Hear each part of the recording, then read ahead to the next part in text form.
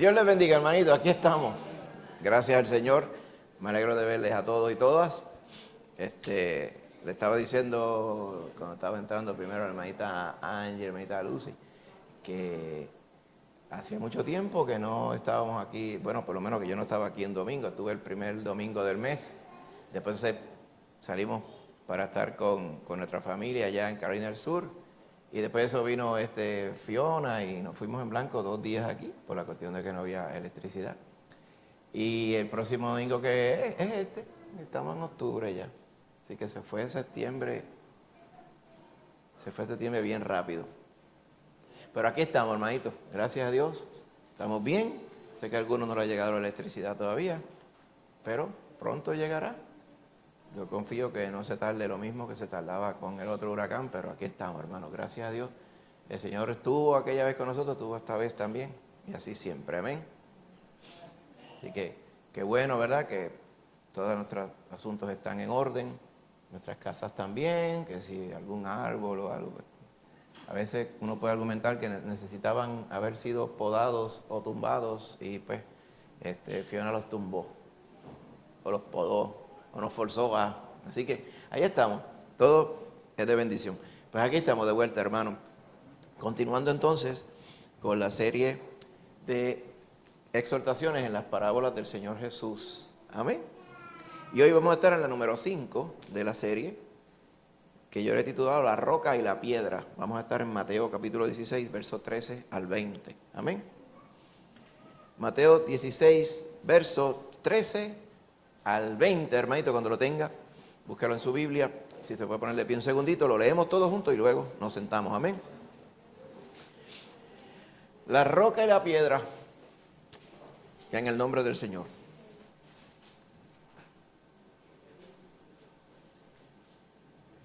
Amén. Lo leemos todos juntos. Dice así: viniendo Jesús a la región de Cesarea de Filipo, preguntó a sus discípulos diciendo: ¿quién dicen los hombres que es el Hijo del Hombre?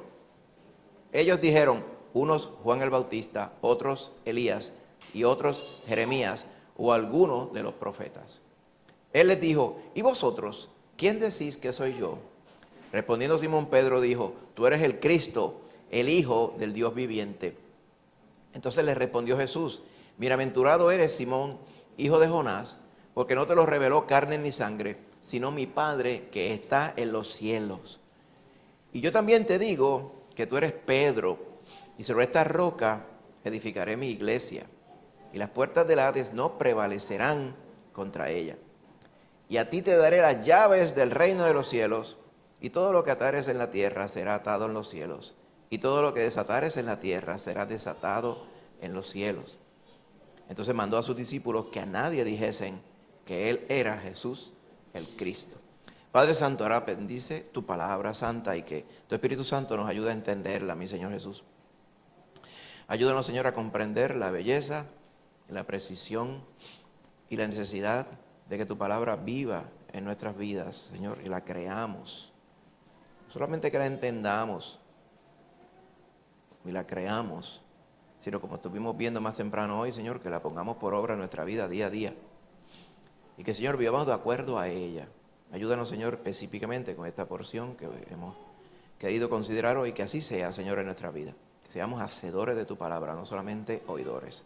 Te damos gracias, mi Señor, y lo pedimos todo en el nombre de Jesús. Amén. Amén.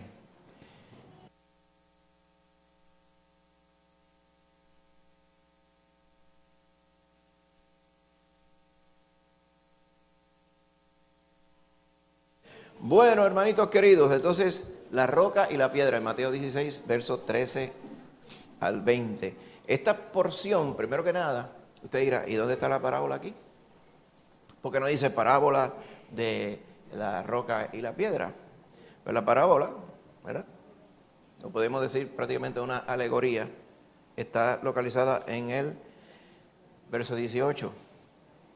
Donde dice: tú eres Pedro y sobre esta roca edificaré mi iglesia y las puertas del Hades no prevalecerán contra ella. Hay muchas figuras y estampas en el 18 y en el 19 donde dice: y a ti te daré las llaves. Uno se imagina una puerta y Pedro con unas llaves al frente, ¿ok?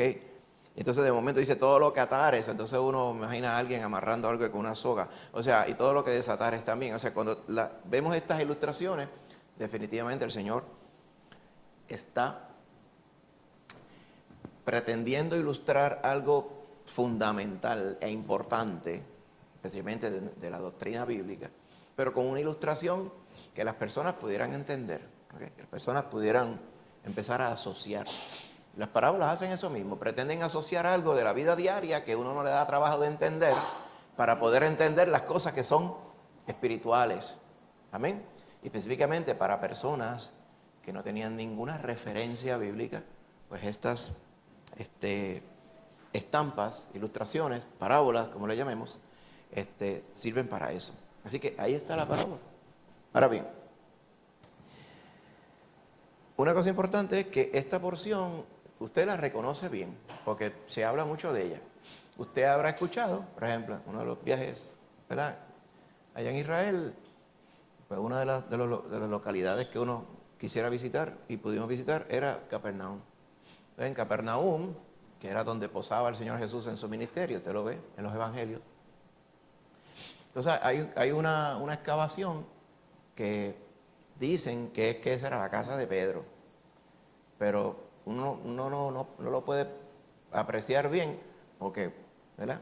Por aquello de seguir muchas costumbres, pues han hecho encima de la excavación una estructura así octagonal y que tiene mucha simbología, muchas cosas. Entonces eso lo han hecho encima allí, porque entienden que ese lugar allí habla y establece la primacía de Pedro.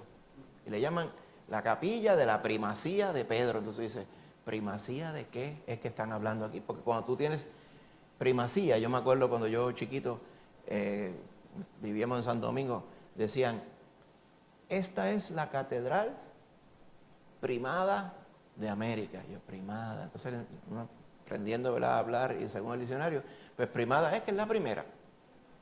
Quiere decir que hubo muchas después. Esa es la catedral en Santo Domingo, catedral católica, por así decirlo, romana. Pues fue la primera, y es verdad, primada de América. Entonces, yo recordando, ¿verdad?, esas palabras, digo, pues, la primacía de Pedro es que Pedro es primero. Y eso es lo que pretenden enseñar, ¿verdad? En muchos círculos, usando como apoyo, por ejemplo, este verso. Nos dice, pues, Pedro tiene que ser primero porque Pedro fue el que contestó por los discípulos aquí. Y Pedro es el cerrajero, o sea, el portero, vamos a decirlo así, porque él es el que tiene las llaves, ¿verdad?, de abrir y cerrar. Si Pedro no le abre la puerta a uno, allá en el cielo uno no entra, ¿verdad? Y entonces esa estampa, usted la podrá encontrar por ahí en un montón de sitios también. Hay hasta memes y hay hasta bromas seculares también con este asunto de Pedro teniendo las llaves, ¿ok? Entonces, pero como siempre pasa, lo interpretan de una manera superficial y en ocasiones lo interpretan de una manera mal, adrede, para entonces, ¿verdad?, con alevosía fundar una doctrina. Y con esa doctrina pretenden defender un montón de otras doctrinas de cierta gente que se apoyan en ella. O sea, un error, ¿verdad?, adrede. Entonces lo que trasciende es en otros errores. Amén. Y usted va a ver que la palabra del Señor es bien sencilla y bien simple. Y la escritura se interpreta contra ella misma. O sea, ¿cómo nosotros podemos saber realmente si Pedro tenía tal primacía? Y podemos decir que en cierta forma sí. Amén. Pero de ahí de la primacía de Pedro es que entonces establecen que Pedro, pues entonces cuando llegó a Roma, pues entonces allí se estableció como el primer papa. ¿Va viendo? Y usted seguro se le enseñaron todo esto cuando usted andaba en las andadas católicas romanas, ¿verdad? Al igual que todos, la mayoría de todos nosotros aquí. Entonces, si Pedro fue el primer papa, pues por ahí seguía. Entonces, ellos establecen, ¿verdad?, que hay una, como digo yo, una línea papal, y esa autoridad del papa la sacan, pues, si Pedro fue el primer papa y a Pedro se le dio la autoridad, pues todos los papas por ahí para abajo, hasta el día de hoy, cada día se adjudicaban más y más y más autoridad de la que ellos pensaban que Pedro tenía en este momento. Todo está establecido en una creencia y buscan unos versos para encajarla, ¿verdad? Usted recordará que cuando estamos enseñando sobre las diferentes formas de interpretar la palabra, hablamos de exégesis, ¿verdad? ¿Se acuerdan? Exégesis, ¿verdad? Para nosotros en Arroz y Habichuelas es cuando usted extrae el significado de lo que dice la palabra. Usted entiende la palabra y la palabra, ¿verdad? Lo que es la palabra y le explica la palabra, eso es lo que usted va a hacer y creer. Eisegesis es opuesto, es decir, yo creo de cierta forma, pues déjame buscar unos versos que apoyen lo que yo creo. ¿Eh? Entonces, de hecho, ese es el fundamento de todas las sectas y todas las herejías y todos los disparates que nosotros vemos por ahí. Porque ninguna herejía ni ninguna falsa doctrina está basada en todo el consejo de la Biblia. Siempre son unas porciones aquí y allá, o un énfasis aquí y allá, ¿verdad? Desmedido, porque le plació a la persona o a las personas que están en esa creencia de que es así. ¿Ve? Y tergiversan las escrituras, ¿verdad? Como el mismo Pablo, el mismo Pedro diría, tuercen las escrituras. Por ejemplo, habían gente en los tiempos bíblicos, ¿verdad?, del Nuevo Testamento, que torcían las escrituras, los escritos de Pablo, ¿verdad?, y lo torcían para su propia perdición, ¿verdad? Así que, imagínense cómo era. Así que debemos ir a la escritura tal y como si la escucháramos por vez primera, ¿ven? Eso es lo que queremos hacer, ¿verdad?, en esta mañana. Dice que viniendo Jesús a la región de Cesarea de Filipo, habían 2 Cesareas, usted recuerda, ¿verdad?, aquellos que nos gustan los mapas. Cesarea Marítima estaba en la costa. La ciudad que hoy el nombre se llama Aco o Acre. Eventualmente llegó a ser un bastión durante las cruzadas. ¿Usted recuerda las cruzadas, verdad? Hace ya 1000 años atrás, ¿verdad? Pues en aquellos tiempos, esa era Cesarea Marítima, pero estaba Cesarea de Filipo, que era dentro no tenía costa, y era, vamos a decir así, como casi 20 millas al norte del mar de Galilea, ¿ok? Y había que apartarse un poquito del mar de Galilea. En esa región era que estaba el Señor Jesús. Y estando allá con sus discípulos, ¿ok?, esta porción la puede encontrar en Marcos y también en Lucas, Él les pregunta a ellos, ¿quién dicen los hombres que es el Hijo del Hombre? Primero que nada, el Hijo del Hombre, ellos entendieron claramente que Él se refería a Él mismo. El Hijo del Hombre. Esta, vamos a decir así, esta forma de llamar al Señor, usted la ve bien común, ¿verdad?, en la forma que se refiere Jehová a Ezequiel en el libro de Ezequiel. Él le dice, Hijo de hombre, escribe esto y esto y aquello. Hijo de hombre, ahora haz esto como señal delante del pueblo de Israel, porque son pueblos rebeldes. Todo ello usted lo ve en el libro del profeta Ezequiel. Ahora bien, ciertamente Jehová le dice hijo de hombre a alguien que literalmente es hijo de hombre. Amén. ¿Por qué? Porque es un ser humano como nosotros, todos nosotros pues somos hijos e hijas de hombre. Pero lo que quería decir el Señor aquí con llamarse el Hijo del Hombre es precisamente aludiendo a su parte humana. Amén. La peculiaridad que tenía nuestro Señor es que era Emmanuel, Dios encarnado, Dios hecho hombre. Así que en la misma humanidad que la gente veía, que lo percibían, dice, yo le conozco la cara ya, ese es Jesús de Nazaret. Él se llamaba Hijo del Hombre porque era hijo de hombre, ¿verdad?, como nosotros somos. Pero en él habitaba la deidad también. O sea, era Dios mismo, Jehová Dios encarnado en un cuerpo humano. Le llamábamos acá Jesús de Nazaret, ¿ok? Yeshua quiere decir Jehová salva, ¿ok? O te salva Jehová, es lo mismo. Así que en este caso, él se llamaba Hijo del Hombre porque él quería que los discípulos contestaran la pregunta desde el punto de vista de este que está aquí que ustedes ven, parido igual que ustedes, ¿ok? Yo quiero ir primero, ¿quién dice la gente que soy yo? Esa es la pregunta. Pregunta sencilla. Y por ahí salen un montón y le dicen, entre ellos, dicen, pues mira, hay gente que dice que tú eres Juan el Bautista. Entonces, Juan el Bautista, ¿cómo podría ser Juan el Bautista? Sí, Juan el Bautista ya había sido asesinado para ese tiempo. Pero existía, obviamente, cuando usted lee otras fuentes, existía la creencia, la leyenda de que Juan había resucitado a los muertos. ¿Okay? Debido a su muerte cruel e injusta y porque Juan era una persona que era bien amada por el pueblo. Pues la leyenda dice que Juan había resucitado. Dice, este es Juan el Bautista. Dice, hay otra gente que dice que tú eres Elías. ¿Ok? Porque ciertamente allá en los profetas se dice que vendría, ¿verdad? Elías. En Malaquías, por ejemplo, nos lo dice. Pues dice, pues este es Elías que vino. Porque es que hace demasiadas señales. Se ve el poder de Jehová en él. Pues ese tiene que ser Elías.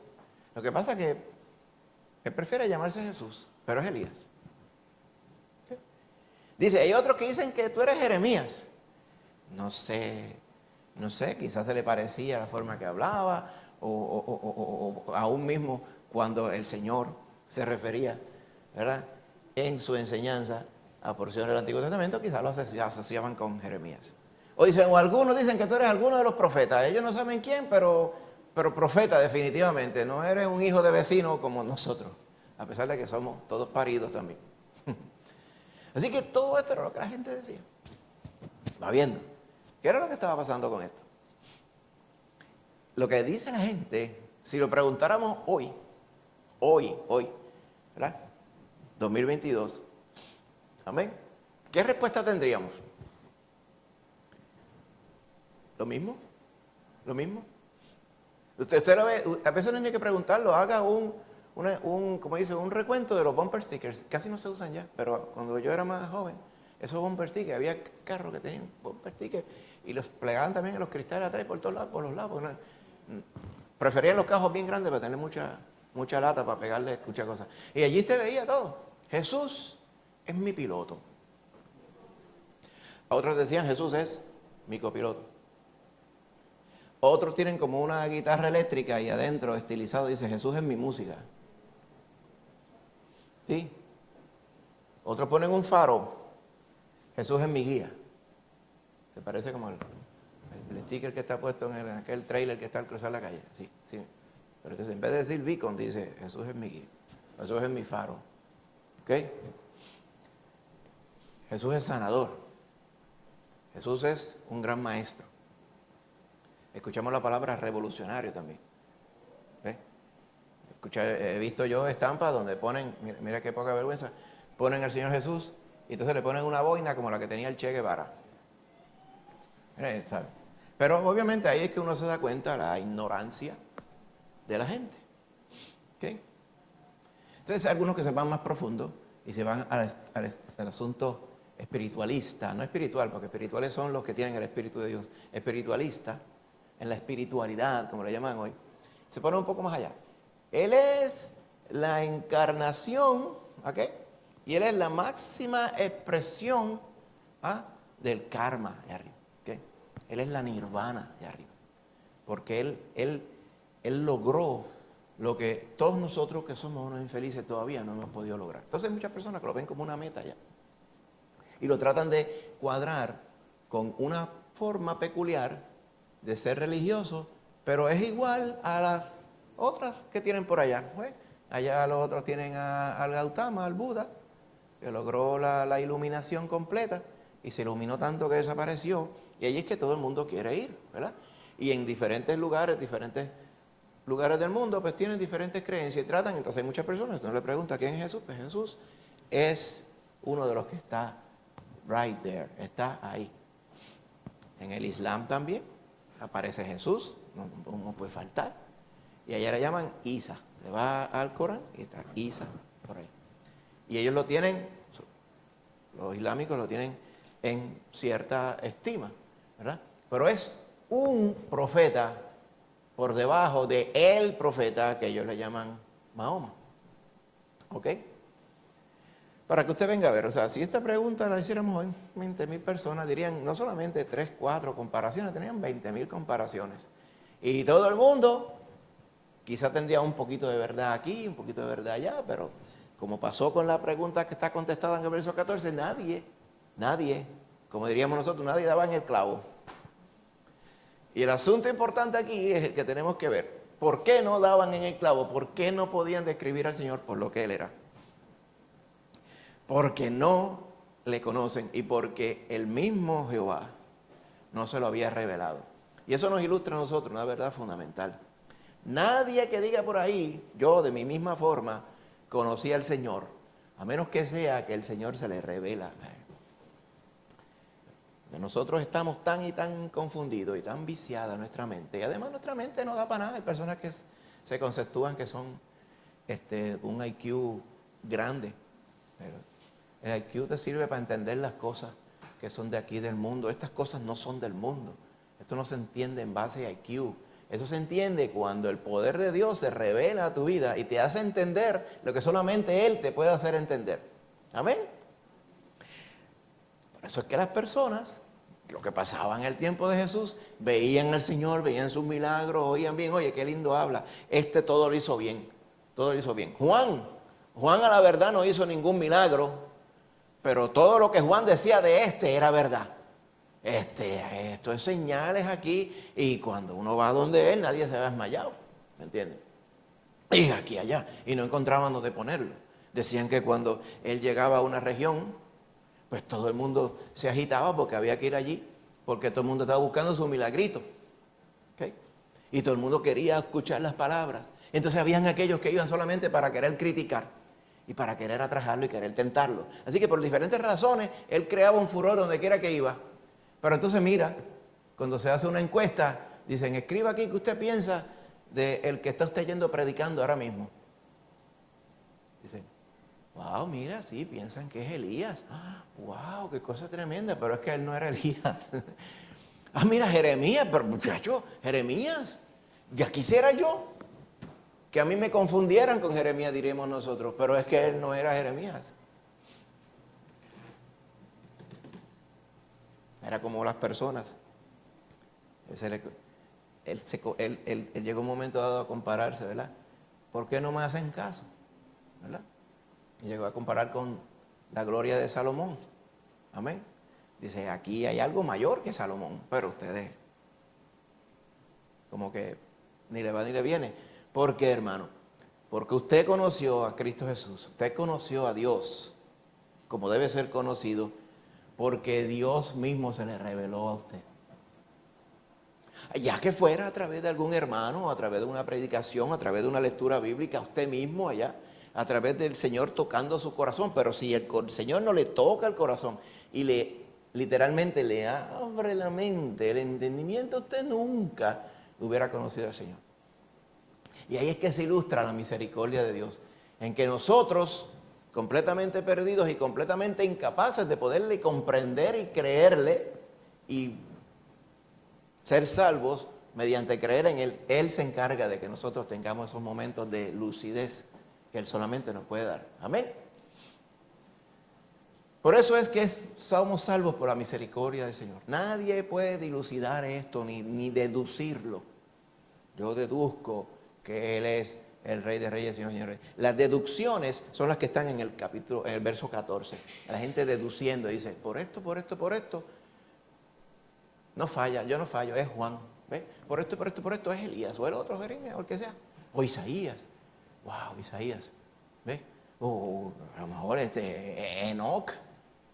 O Moisés, porque Moisés, pues Dios escondió el cuerpo, capaz que allá lo resucitó y llegó hasta aquí. Y ahí estaría ese debate. No, pero si es que él no vino de allá, de las montañas de Moab, donde enterraron a Moisés, él vino de acá, de Nazaret, y de Nazaret no hay nada bueno, allí no sirve nada. Y ahí estarían con ese debate. ¿Por qué? Porque el Señor pretendía revelárselo a ellos, pero ellos no querían. Cuán frustrante es para uno ver cuando las personas, amén, no creen en el Señor. ¿Será porque Dios no les toca? Yo dudo. Porque, ¿y nosotros ¿Cómo venimos a salvarnos? Porque el Señor tuvo misericordia de nosotros. ¿Cuántas veces el Señor le tocó a usted? ¿Just one? Lo dudo. El Señor se reveló y se revela a nosotros de muchas ocasiones. Amén. Porque nosotros somos tan cerrados que con una vez no va.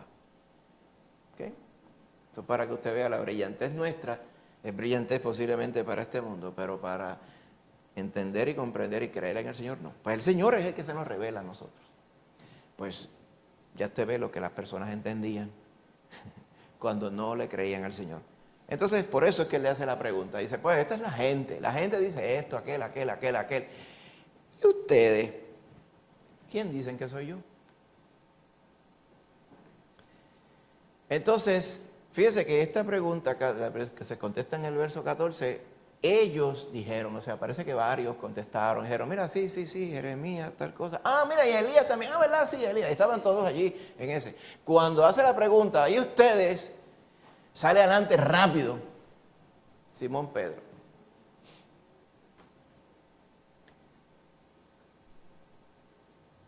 Que de hecho se llama Simón Pedro en el verso 16, porque ya el escritor bíblico estaba predisponiéndose a lo que estaba en el verso 18, donde el Señor le llama Pedro o Petros, pero hasta ese momento era Simón, hijo de Jonás. ¿Okay? Así que le puso Pedro, pero para que sepamos de qué Simón hablaba, pues verso 16 dice, Simón Pedro respondió y dijo, tú eres el Cristo, el Hijo del Dios viviente. Amén. Cristo, literalmente traducido, es el ungido, o sea, el seleccionado, el comisionado, si le podemos decir, el ungido, literalmente se refiere al aceite, o sea, el que ha venido de parte de Dios. ¿Okay? Cuando se hablaba del Cristo, el equivalente, ¿verdad? O sea, de que no era la misma raíz de la misma palabra, en hebreo era Mesaya, ¿ok? O Mashaya, de donde viene nuestra palabra Mesías, Jesús el Mesías. ¿Quién es el Mesías? El ungido es el que vino de parte de Dios, siendo igual a Dios, siendo Dios, ¿ok? Para revelarse a nosotros. Por eso la única forma que Simón Pedro pudo saber esto, como dice bien el verso 17, es porque el Padre mismo se lo reveló. Y aquí es que viene el asunto de la importancia de conocer al Señor, como dice la Escritura, a través de la Escritura. No podemos conocer al Señor sino a través de la corroboración, el toque de la Escritura, el toque directo del Señor, ¿verdad? Que utiliza la Escritura a través de su Espíritu Santo en nuestro corazón. Cuando Pedro le dijo, tú eres el Cristo, el Hijo de Dios viviente, él no estaba deduciendo como los que estaban en el verso 14. Él dice, sí, pero se te quedó esto. Cuando cumple toda esta lista de cotejos, eso hace que él sea Cristo, el Hijo del Dios viviente. Se te perdió. Ah, ¿verdad? Sí, ¿verdad? No, o sea, no es una deducción humana. Para uno conocer a Cristo por lo que Él es, tiene que ser que Dios nos toque el corazón. Y esto es lo que se corrobora en el verso 17, cuando el Señor le dice, bienaventurado eres, Simón, eres bendecido, hijo Simón, hijo de Jonás. Porque no te lo reveló carne ni sangre. La revelación de carne y sangre es la que está ejemplarizada en el verso 14. Carne y sangre salía que era Elías, Juan, Jeremías, Isaías, el que fuera. Pero cuando el Padre revela y se revela a sí mismo a nuestro corazón, nosotros podemos conocer al Señor. Pero sí sabe que usted puede rechazar al Señor. No lo dice la Escritura. Algunas personas basan, ¿verdad?, unas creencias bien cuestionables en que una vez el Señor le toca, usted puede decir solamente que sí. Pero la palabra del Señor es testigo y uno puede decir que no. ¿Tratará el Señor nuevamente? Solamente el Señor sabe. Lo cierto es que en el momento que el Señor nos toca, toda duda en nuestra mente y toda parsimonia y toda conjetura o toda gestión o todo argumento nuestro justificándolo, todo eso se desaparece en el momento. Si usted recuerda cuando usted conoció al Señor, usted se le olvidaron los argumentos, se le olvidó hasta usted quién era, se le olvidó todas las cosas que estaban pasando, solamente se acordaba lo malo que usted es y la gracia de Dios que le visitó ese día para usted poderle conocer. Amén. Eso no es, porque es así que el Señor nos toca. Hay muchas personas que pretenden conocer al Señor de una forma erudita. Yo voy a ir a través de la palabra y sé que palabra es inspirada por Dios y a través de la palabra solamente, sin que Dios abra mi entendimiento. Eso es como las personas que leen la Biblia sin contar con el Espíritu Santo de Dios. Amén.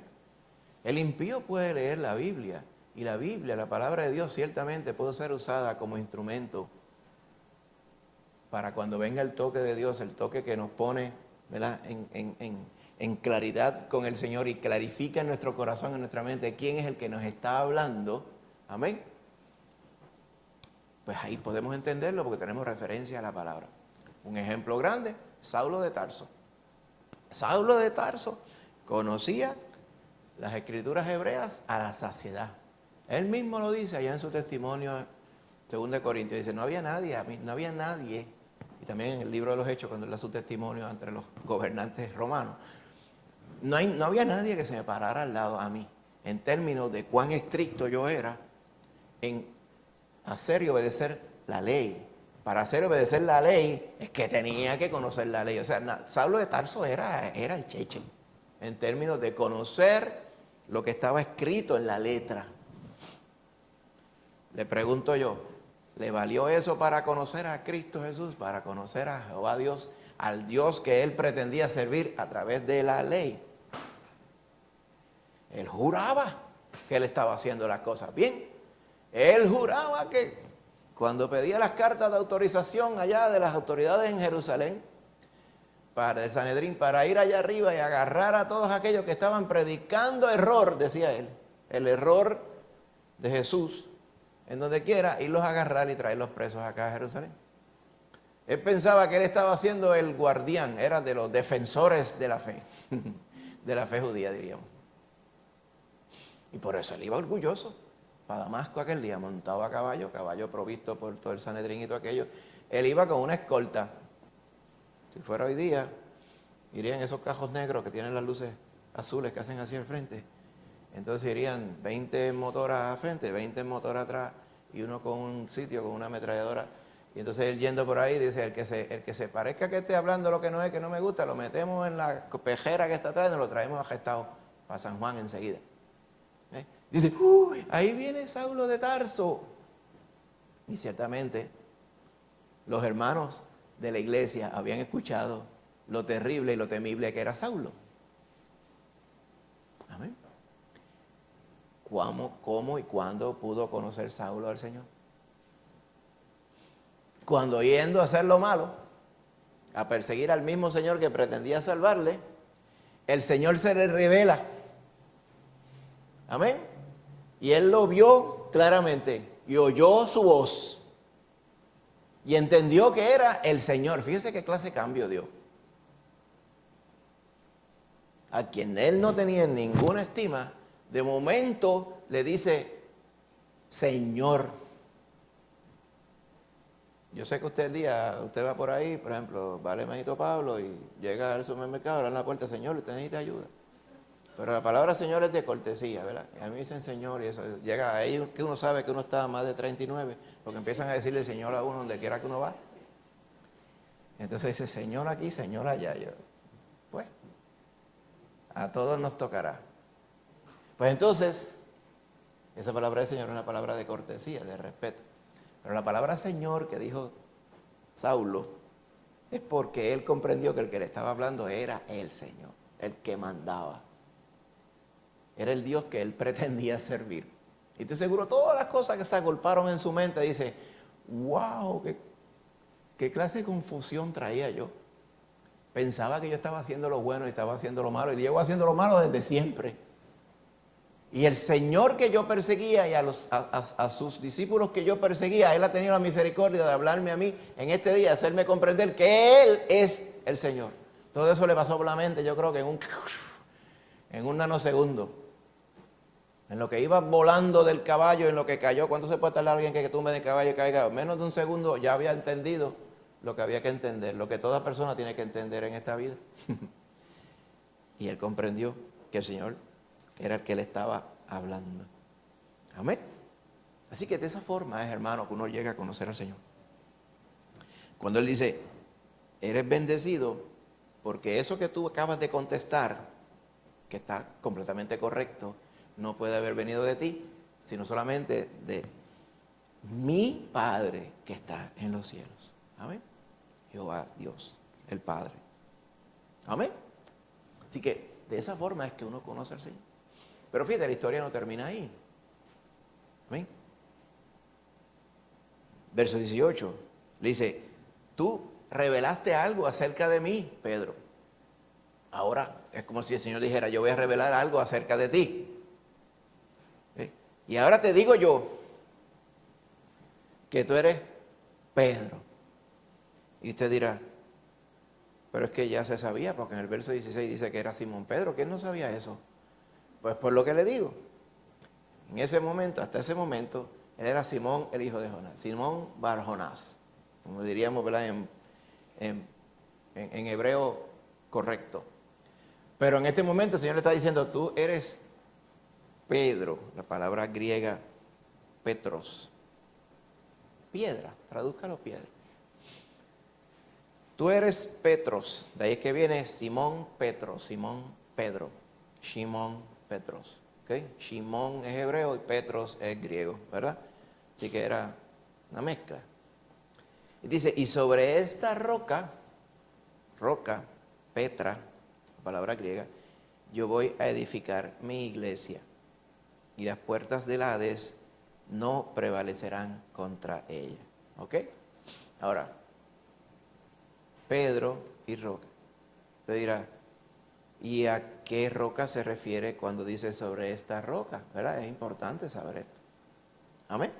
Importante. Muchas doctrinas de hoy día dicen que esa roca era Pedro, porque a Pedro era que le estaba hablando.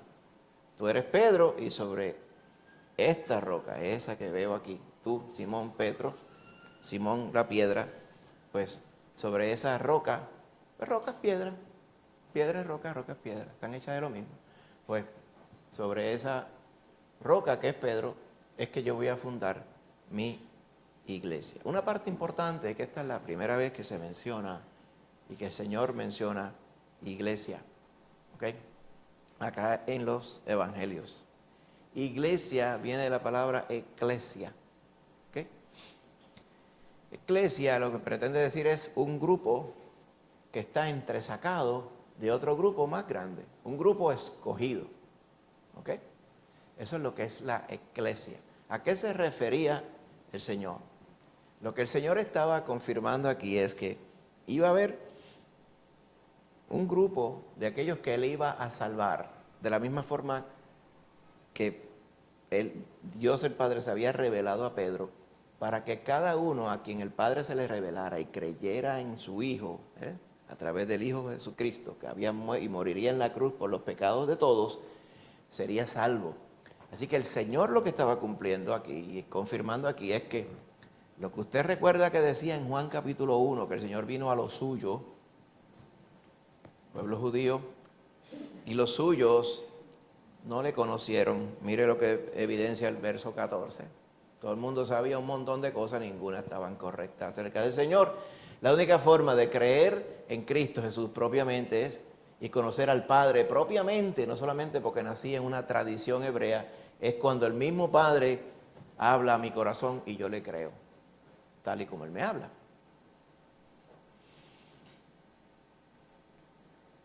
El Señor menciona eclesia aquí, porque la eclesia viene a ser más a los que le recibieron. Primero no le recibieron los suyos, pero a los que le recibieron, que no eran literalmente el grupo de los suyos, era otro grupo, es este grupo, la iglesia. De este grupo, cuando usted viene a ver, Amén. Se aludía en forma, ¿verdad? Cierta forma, en los libros de los profetas y todo, ¿verdad? Como parte de la multitud y las naciones que serían salvas. Amén. Por la misericordia de Dios. Lo que está diciendo el Señor aquí es que en ese momento es que esto comenzaba. Amén. Recuerda la parábola que estuvimos hablando antes de esta. Estuvimos hablando de el rey invita a las bodas. Recuerda, ¿verdad? Preparó las bodas, y cuando llegó el día de la invitación, nadie quiso. Y volvió y les envió a los siervos y nadie quiso. Se excusaron y dicen que trataron más a los siervos y hasta los mataron. ¿Qué? Y sabemos que los siervos se refería a sus profetas, que ciertamente mataron. Como el mismo Jesús diría, Jerusalén, Jerusalén, que matas a los profetas. Imagínate eso. O sea, el pueblo judío no puede decir que Dios no trató con ellos. Trató y trató y trató y trató y trató, pero ellos no quisieron. Una de las cosas que, ¿verdad? A veces yo le digo a mi familia, ¿verdad? Parecería como si uno fuera un viejo filósofo, pero una de las cosas que uno se va dando cuenta a través de la vida son dos cosas fundamentales. Amén. Yo digo, la gente termina haciendo lo que ellos quieren. En palabras mías, la gente siempre hace lo que le da la gana. ¿Te le dio la gana hoy de congregarse? Usted está aquí, especialmente en este país. Libre, la gente puede hacer lo que quiera. La otra parte es, uno no puede querer más que la gente. Cuando uno trata de querer más que la gente, termina perdiendo el tiempo y nunca resulta en nada. ¿Sí sabe, verdad? El Señor, incluido, no podía querer más que los judíos. Los judíos no querían creer, cerraron su corazón. Pues Él trató y trató y trató y casi estaba queriendo más que ellos hasta un momento dado, pero en un momento dado Él dijo, yo no puedo seguir contendiendo con ellos.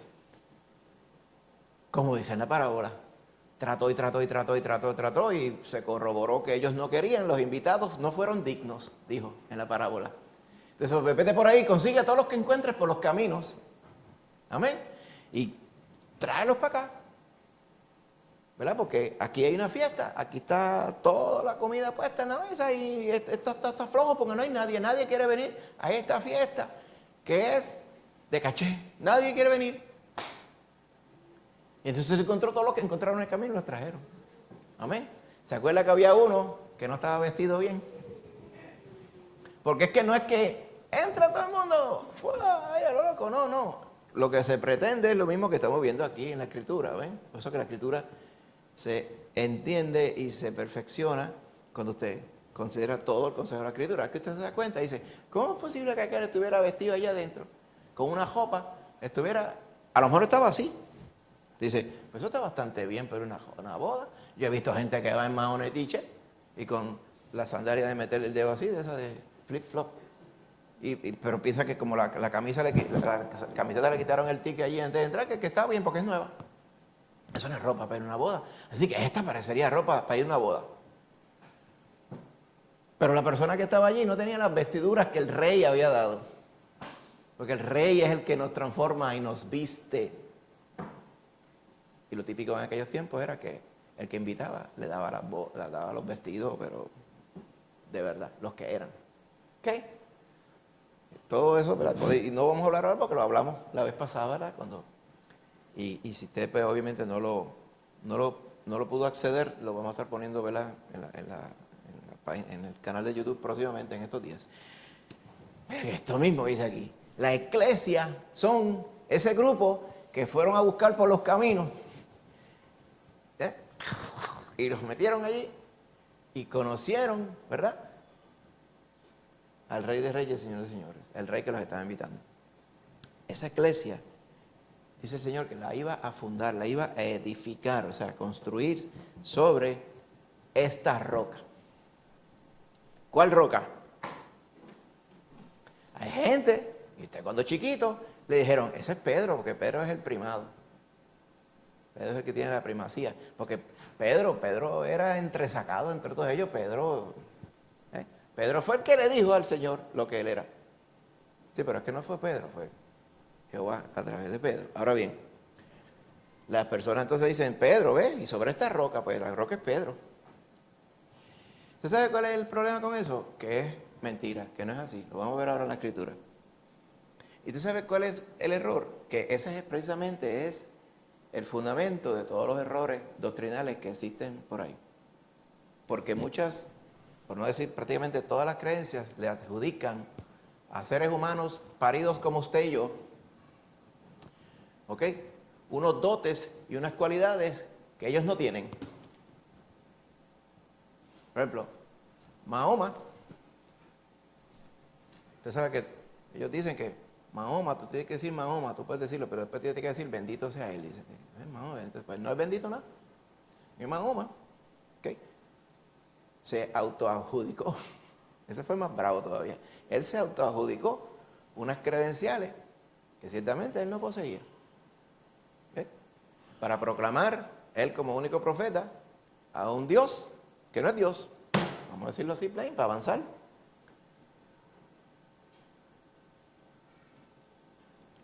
Joseph Smith, para creerle a él, allá él fue un día y le habló el ángel que le habló, dice él, ¿verdad?, porque Dios, el Padre y el Hijo se les revelaron, dijeron, vete allí a tal sitio que el ángel Moroni te va a decir donde hay unas hojas de oro escritas con una revelación que es otra revelación acerca de mi Hijo. Por eso es que el libro de Mormón se llama Otra Revelación de Jesucristo. Hasta allá ahí mismo te dice embuste, porque aquí en la Biblia tú ves que dice, si viniera un ángel del cielo, ¿verdad?, o cosas así similares con otro evangelio que no es este, sea anatema. Y te dice el libro de Mormón, esto es anatema, y la gente lo coge y lo lee. Por eso digo, la gente hace lo que le da la gana y uno no puede querer más que la gente. Ese error está patente ahí. Ellos se van y tienen teólogos y tienen unas estructuras y tienen unos recursos financieros que meten miedo. ¿Qué es lo que hacen? Endiosando a Joseph Smith, ¿verdad? Y por ahí hay un montón de situaciones parecidas. El Jesucristo criollo que teníamos, ¿verdad?, nosotros acá en Ponce también, es lo mismo, él pretendía adjudicarse deidad. ¿Ok? Los errores doctrinales y nefastos que hacen que la gente se pierda, precisamente establecen que la iglesia, los escogidos, están fundados sobre un ser humano. Y si usted es un ser humano, como todos los seres humanos, usted dice, son dignos de pena. Porque si usted se considera así a usted mismo y usted es sincero con usted mismo, usted dice, pero si yo no valgo nada. Pero sea sincero, o sea, no diga, a la verdad que hay unos cantitos buenos acerca de mí. No, no. Si usted se considera bien seriamente, honestamente usted sabe que este es un ratón. Perdonando, ¿verdad? Vamos a hablar aquí, estamos en familia. ¿Cómo usted fundaría algo sobre un ratón? No solamente eso, el Señor real, el Señor verdadero sabe que somos ratones. Y con todo eso murió por nosotros. Esa es la verdadera realidad. Así que, ¿cómo yo voy a decir un día? Yo voy a fundar la religión de los tititos ahora, los tititos. ¿Sí? Porque yo entiendo que cierta carisma, pienso yo, ¿verdad? No, yo tengo ninguno. Y yo un día me invento un cuento. ¿Y sobre qué está? ¿Cuál es el fundamento de los tititos? Pues no sea torpe. Tito es el fundamento de los tititos. Ah, ¿verdad? Y te dice, ¿y quién sería tan tonto de creer eso?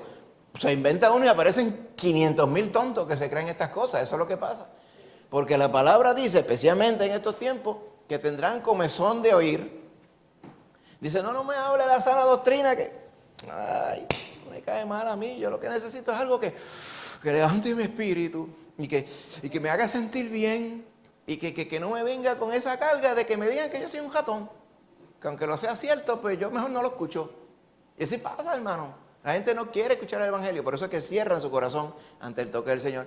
¿Por qué? No quieren venir a la luz, dice Juan, porque le gustan las tinieblas, porque sus obras son malas. Amén. Pues. Entonces no quieren venir a la luz, porque les gusta quedar en la oscuridad. Así que las personas que basan su creencia sobre los supuestos o los susodichos seguidores de Tito, cuya religión se llaman los tititos, o los titianos, o los que sea, es una sandez a la quinta potencia, completamente humana, al igual que todas las otras cosas que se han basado en este mundo, eran así. Hasta las mismas religiones orientales, cuando usted busca bien, hablan de la exaltación a la divinidad de un hombre. El Buda mismo, el Gautama, era un parido igual que usted y yo, pero él logró un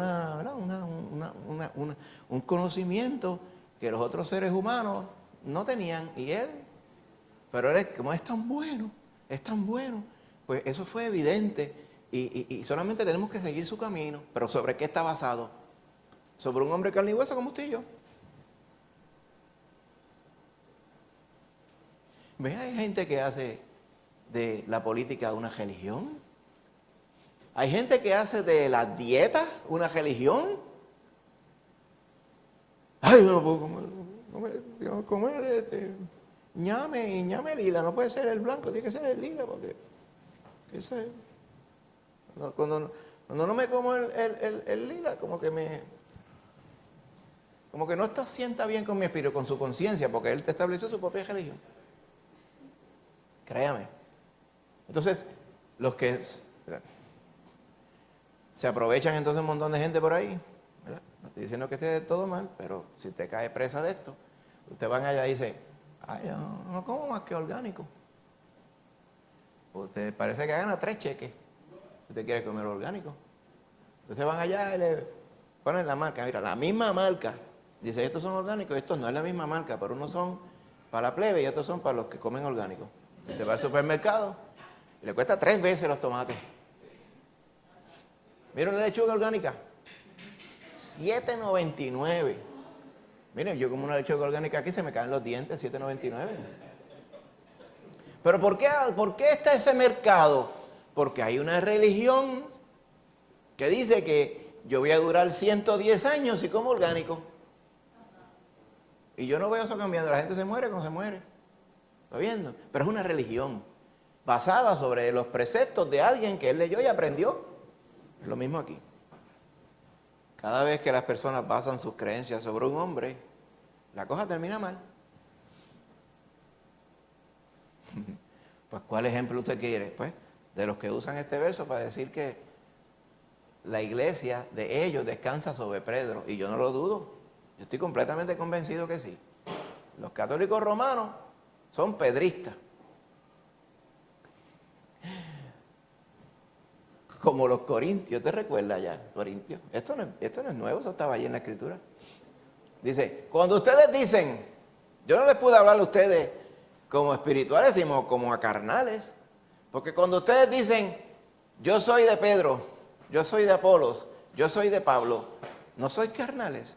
Como quien dice, no están basando todo su argumento sobre personas, seres humanos como ustedes también. O sea, ¿en qué cabeza cabe? Poco le falta para endiosarlos e idolatrarlos, que es lo que pasa. Allá usted va allá en Capernaum y tienen un asunto allí que entonces uno no se puede parar allá adentro porque eso es como que eso es santo, ese suelo es santo allí. Gracias a Dios que cuando uno se va a la eternidad es one way, que si no estaría Pedro, y déjame ir para allá abajo para explicarle a esta gente que no sean tan brutos.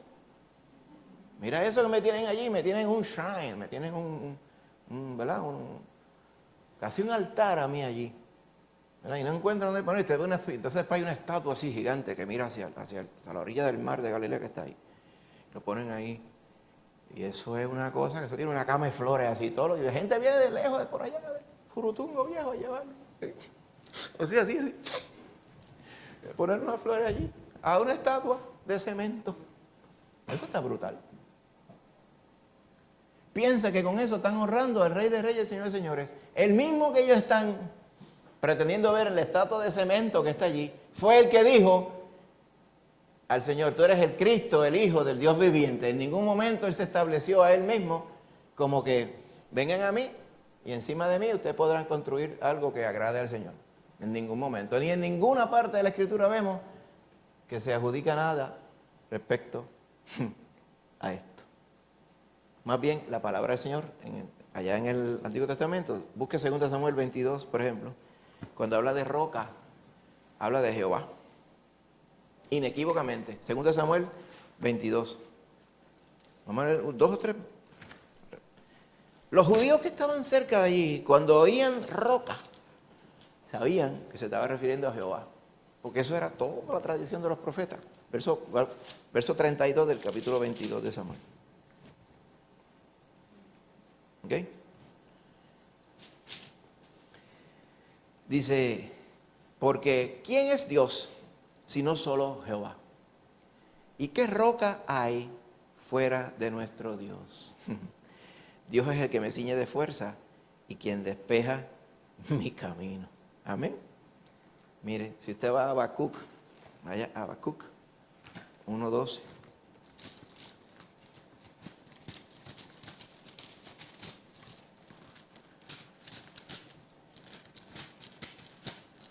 Habacuc 1:12 dice, ¿no eres tú desde el principio, oh Jehová, Dios mío, santo mío? No moriremos. Oh Jehová, para juicio lo pusiste, y tú, oh roca, lo fundaste para castigar. Amén. Salmo 18. Ok, por donde quiera usted mira, Jehová es la roca. 18:2. Salmo de David. Que lo escribió cuando Jehová lo libró de la mano de su suegro. Lo estaba persiguiendo para matarlo. Te amo, oh Jehová, fortaleza mía. Jehová, roca mía y castillo mío y mi libertador. Dios mío, fortaleza mía, en él confiaré. Mi escudo y la fuerza de mi salvación, mi alto refugio. Amén. Salmo 61, allá también. Vamos a leer esta última porción. Salmo 61:2 dice, vamos a leer verso 1 y 2, dice, oye, oh Dios, mi clamor, a mi oración atiende. Desde el cabo de la tierra clamaré a ti, cuando mi corazón desmayare. Llévame a la roca que es más alta que yo, porque tú has sido mi refugio y torre fuerte delante del enemigo. Amén. ¿A quién se refiere la roca? La roca es Jehová. Nunca habla, llévame a la roca que es Pedro, o llévame a la roca que es Saúl, ni llévame a la roca que es Moisés. Llévame a la roca que es Isaías, es decir, que bueno. No, ninguna de estas cosas. La roca siempre es el que es la roca, solamente hay una. Amén. Se llama Jehová el Señor. Pero vaya a los evangelios, Mateo 7, dentro del mismo susodicho Sermón del Monte, hay una referencia que usted conoce bien, que tiene que ver con esto claramente. Versos 24 y 25 de Mateo. Amén. ¿Usted conoce esta parte? Los dos cimientos, ¿verdad? ¿Usted recuerda esta porción? Dice 7:24, cualquiera pues que me oye estas palabras y las hace, le compararé a un hombre prudente que edificó su casa sobre... ¿Qué oirían? ¿Qué pensarían los judíos cuando oían la roca? Pues la roca, the rock. No one rock, no a rock, la roca. Y descendió lluvia, y vinieron ríos, y soplaron vientos, y golpearon contra aquella casa, y no cayó, porque estaba fundada sobre la roca. Entonces yo estuve entendiendo, y dice, pues cuando dice la roca ahí, está diciendo, está representando que cuando nosotros hacemos las cosas fundamentadas en la roca, en Jehová, puede venir cualquier cosa a este mundo y permanece para siempre. Ahora bien, volviendo entonces a lo que estamos viendo acá, si usted va a Romanos 9, fíjate qué importante, nos dice Romanos 9:33.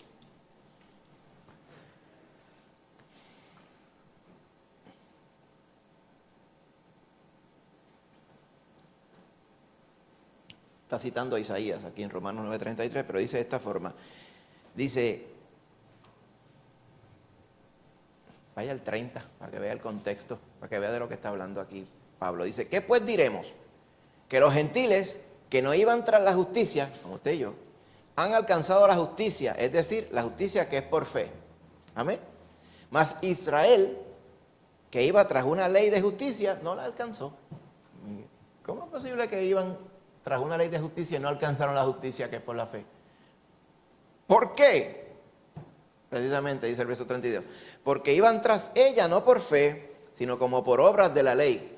Exactamente lo que estaba explicando el hermano ya esta mañana en el contexto de Santiago capítulo 2, ¿verdad? Dice, pues tropezaron en la piedra de tropiezo, como está escrito, he aquí pongo en Sión piedra de tropiezo y roca de caída, y el que creyere en él no será avergonzado. Cristo, amén, la roca o nos basamos en él, o tropezamos con él.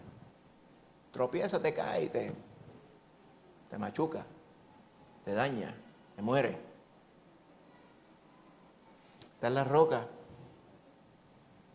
que vio Daniel el profeta en el sueño de Nabucodonosor, que venía rodando allá arriba, y se hizo gigante y ¡pah! Le metió a la estatua y la hizo pedazos.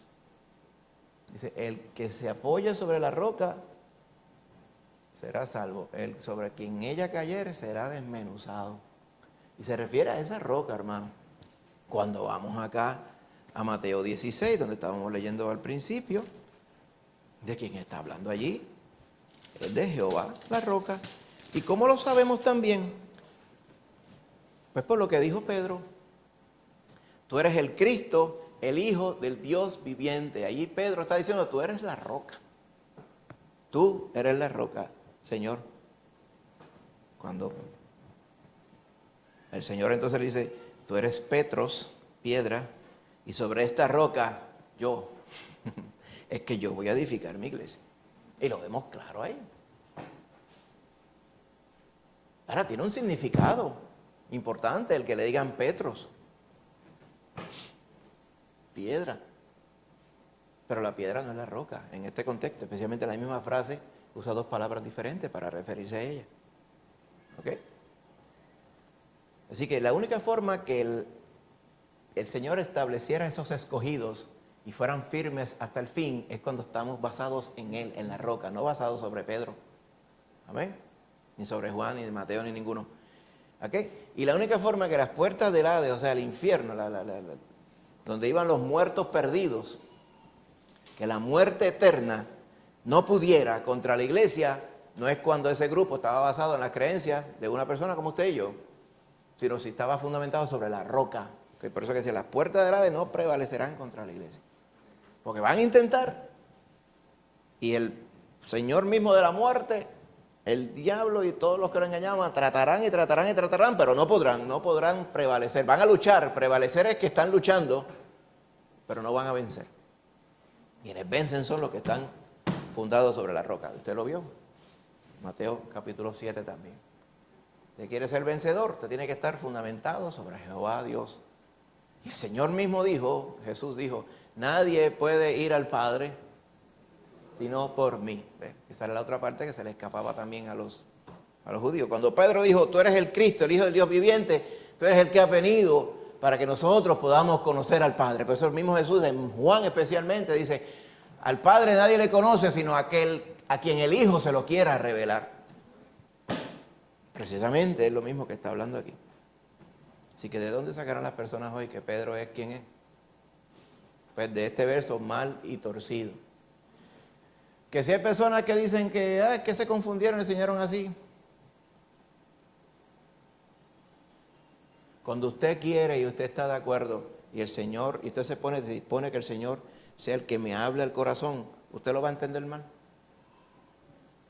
Esas son las doctrinas de demonios que hay hoy. Y mira, los hechos y cohechos de esa organización corroboran, la Iglesia Católica Romana, corroboran que está fundada sobre Pedro. Yo no lo dudo. Pedro está salvo allá en la eternidad y todos ellos perdiéndose, porque a través de todas sus doctrinas lo que pretenden es hacer exactamente lo que nos habla en Mateo 7, 24 y 25. Mateo y en Romanos 9, 33, que dice, ¿cómo es posible que el pueblo de Israel perdiera el blanco?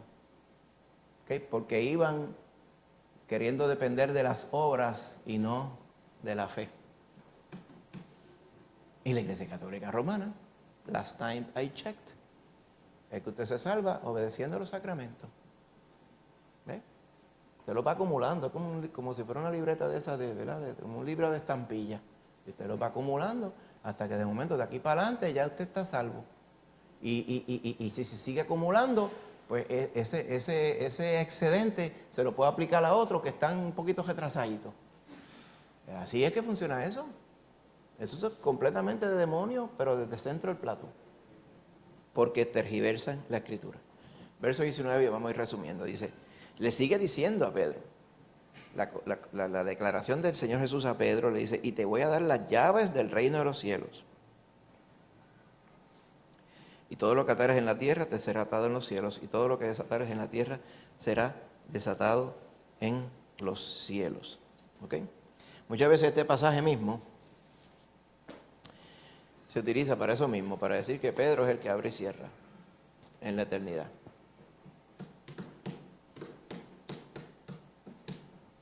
La realidad es que lo que está diciendo aquí, ¿ok?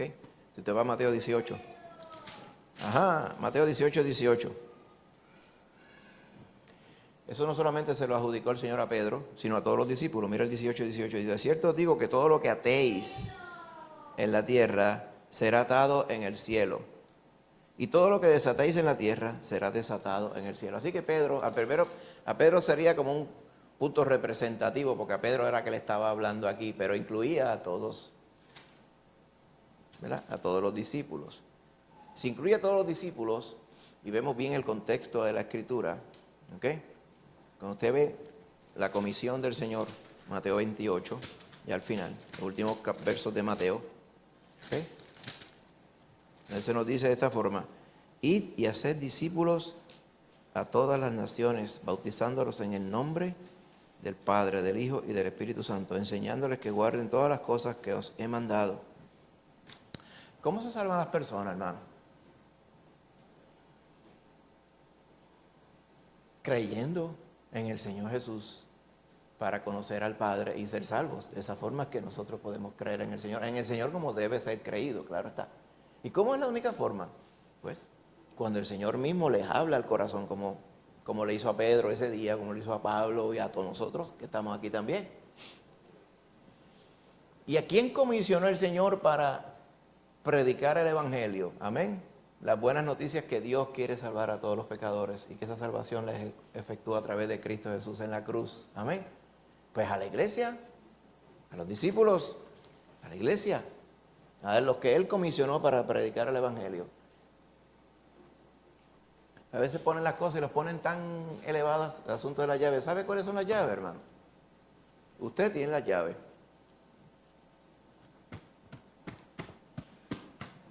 Usted tiene la llave porque usted está llamado a predicar el Evangelio. El mismo Pablo lo decía, ay de mí si yo no predicara el Evangelio.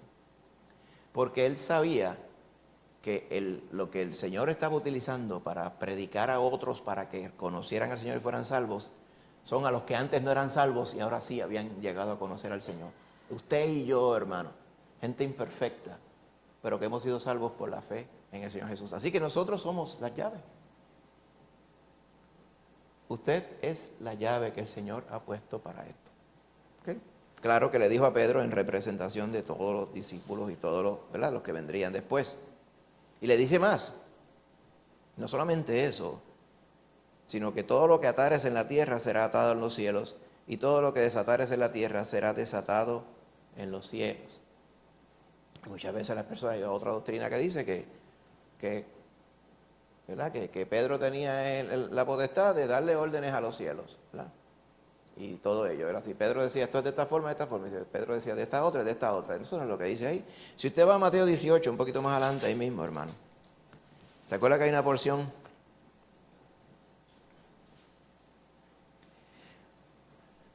Donde leímos el verso 18, 18. Dice, por tanto, dice el verso 15, si tu hermano peca contra ti, ve y repréndele estando tú y él solos. Si él te oyere, has ganado a tu hermano. ¿Se acuerda esa porción, verdad? La hemos oído muchas veces. Mas si no te oyere, toma aún contigo a uno o dos, que en boca de 2 o 3 testigos conste toda palabra. Si no los oyere a ellos, dilo a la iglesia. Tercer paso. Si no oye a la iglesia, tenle por gentil y publicano. O sea, declárale y considérale como una persona que no me conoce a mí. Una persona que no es salva. ¿Ok? Y entonces en el verso 18 como que parece cambiar de tema, que fue el que leímos hace un rato. Dice, de cierto os digo que todo lo que atéis en la tierra será atado en el cielo, y todo lo que desatéis en la tierra será desatado en el cielo. ¿A qué se refiere? A lo que está hablando de cómo debemos tratar con aquellas personas que pecan contra nosotros. ¿Cómo podemos constatar si es pecado lo que hicieron contra nosotros?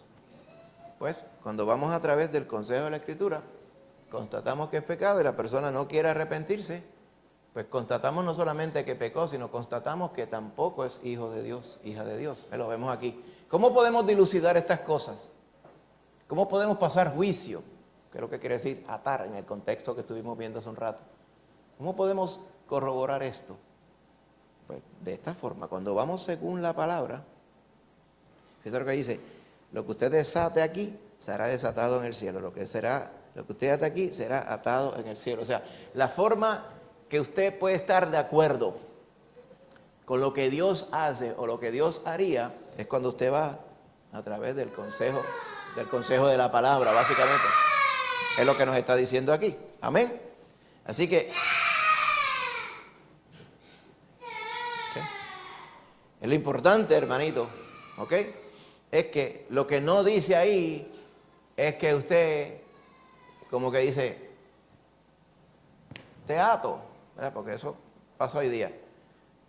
Recuerdo muchas personas que decían, Satanás, te ato, así como que, ¡pup! Y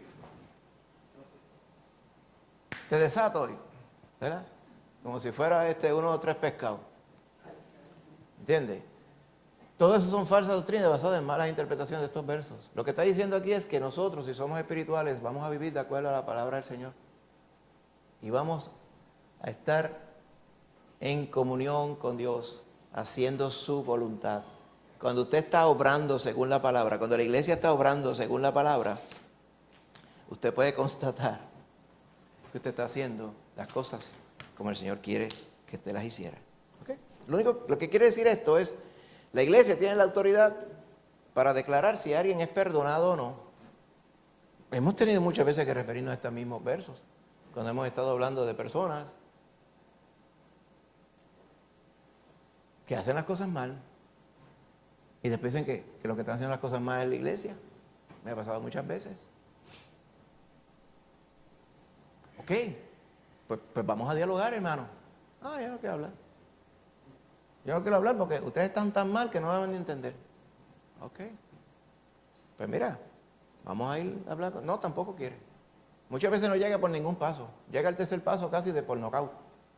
Presentárselo a la iglesia. Si no quiere escuchar ni a uno ni a dos, a veces la iglesia tampoco lo quiere escuchar, porque las personas no ¿sabes? Están haciéndolo mal, pero están en su rebeldía. ¿Cómo nosotros podemos constatar que están en su rebeldía? Cuando vamos a través de la palabra, hermano, y vemos el ejemplo o el mal ejemplo que están dando.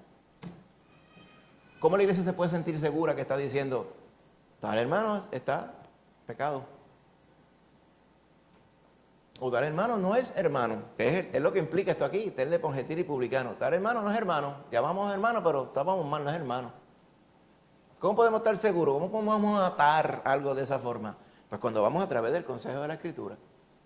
Lo que se supone que haga la iglesia, lo que la iglesia hace, la eclesia esta que el Señor estableció ahí mismo, capítulo 16, es precisamente el cuerpo de Cristo que viene a hacer su voluntad. O sea, es inconcebible para el Señor que su iglesia no esté haciendo algo que no sea su voluntad. Por eso es que nosotros tenemos que circunscribirnos a su Espíritu Santo y a la Escritura. ¿Ok? Así que, de la misma forma, la iglesia también constata o declara o confirma cuando alguien ha sido perdonado de sus pecados. ¿Ok? No solamente por este procedimiento que vemos aquí, sino porque el mismo Espíritu nos da testimonio cuando alguien ha conocido al Señor de corazón. Porque tenemos el mismo Espíritu que esa persona ahora tiene, va viendo. Por eso es que en la unanimidad del Espíritu, el Espíritu nos hace comprender cosas que de otra forma nosotros no podíamos comprender. Amén. ¿Usted no lo ha pasado? Usted de momento conoce a una persona que usted nunca conocía. Y la persona le dice que es creyente y usted se lo cree 100%. Pero sin duda, ¿por qué? Porque el mismo Espíritu Santo da testimonio, como dice, le da testimonio a nuestro espíritu que somos hijos de Dios. Pero le ha pasado lo al revés también, ¿verdad? Le dicen, no, yo soy tal, tal, tal, tal, tal, tal, tal. Y usted si lo quiere aproximar le dice, como que no lo creo. ¿Y cómo es eso que usted lo cree en alguno y como que no lo cree para otro? Porque el Espíritu, el mismo Espíritu, le da discernimiento, hermano, sobre estas cosas. Entonces nunca lo escuchó, nunca lo vio. No es que dice, no, es que yo sé de las andadas. No, entonces nunca lo escuchó, nunca lo vio. De momento lo conoce una persona y dice. Me pasó una vez con una persona en mi trabajo anterior. Yo, Tito, Dios te bendiga, santo. Me hizo hasta así también, santo, Dios te bendiga, todas aquellas cosas. Yo nunca, no lo conocía. Y yo le dije, y yo siempre me da repelillo esas cosas, que especialmente cuando alguien viene así como que, ¿sabes? De momento. Y entonces lo vi como que me decía, algo no está bien aquí, algo no está bien. ¿Ves? Lo saludé, pues, cordialmente y todas esas cosas. Ah, sí, que aquello, te lo... Entonces, la próxima vez que lo vi, iba caminando por ahí, aquí le vi el anillo, con el compás, con el cartabón de los masones, ¿te recuerdas? Y aquí le vi una chapa con el sol invicto, aquí. El que está en... Y el ojo con el sol invicto y el ojito que todo lo ve, el que está en el dólar.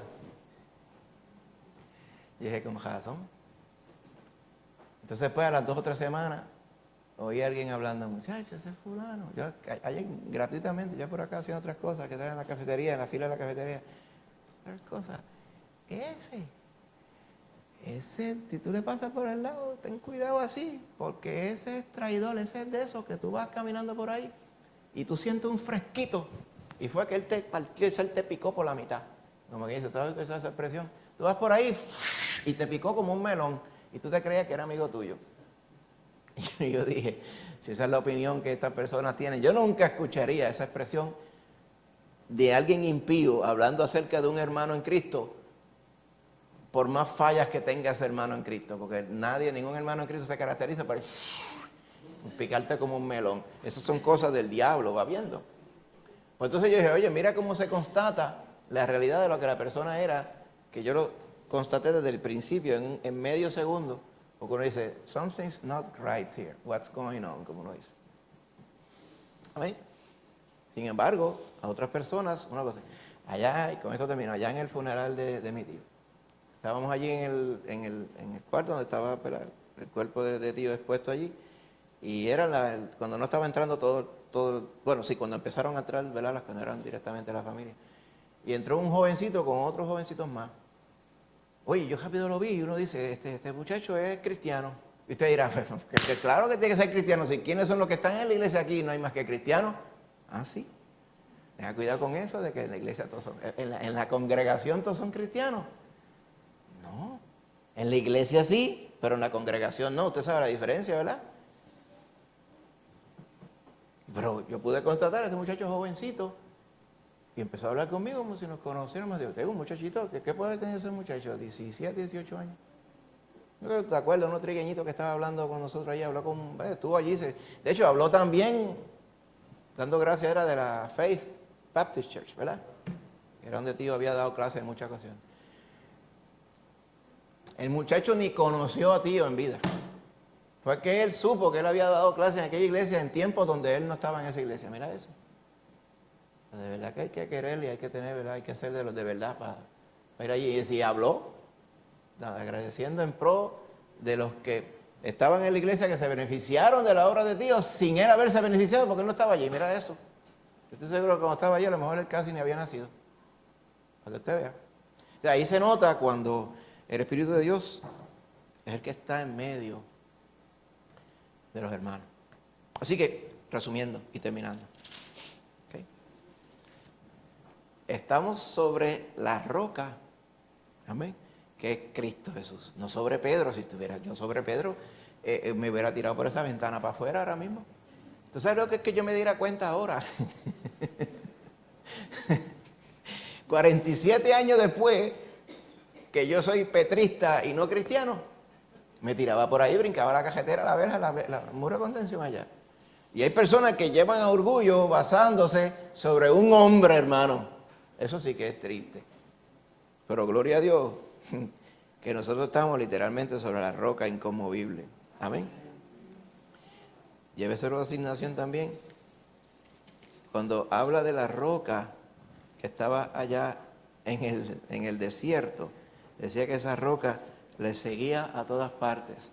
Y todos bebieron, ¿verdad?, de esa roca, y la roca espiritual. Y esa roca era Cristo Jesús, dice la Escritura. Amén. Así que Cristo Jesús estaba con estas personas que no irían a creer, la mayoría de ellos. Y era su suplido y su protección todo el tiempo. Y al final terminaron no creyendo en Él. ¿Va bien? Por eso es que el Señor ama a su iglesia. Dice, y en Efesios 5 dice, y se entregó a sí mismo por ella. Así que para ilustrar cómo los esposos tienen que amar a las esposas. Amén. Porque el Señor, a esos que no tenían promesa ninguna como nosotros, a esos que creyeron, les dio el derecho de ser hechos hijos de Dios. Amén. Vamos a estar de pie, mi hermanito querido. El Señor es bueno, amén. Gloria a Dios.